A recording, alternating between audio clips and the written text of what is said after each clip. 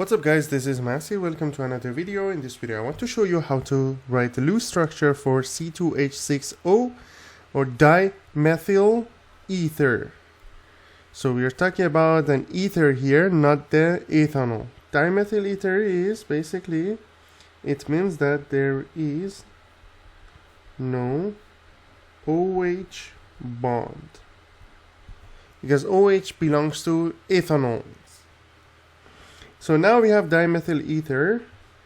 We're gonna have some central atoms, 3 central atoms, C, O, C, H, H, H, H, H, and H. How many valence electrons we have? Valence electrons. We have 2 atoms of carbon, 2 times 4, 6 times 1 because we have 6 atoms of hydrogen, plus 6 for oxygen. So that's 12 plus 8 is going to be 20 in total. So we have 1, 2, 3, 4, 5, 6, 7, 8, 9, 10, 11, 12, 13, 14, 15, 16. So we have 4 more. 20 minus 16, we have 4 remaining electrons,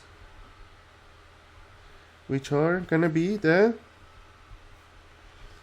2 lone pairs on oxygen atom.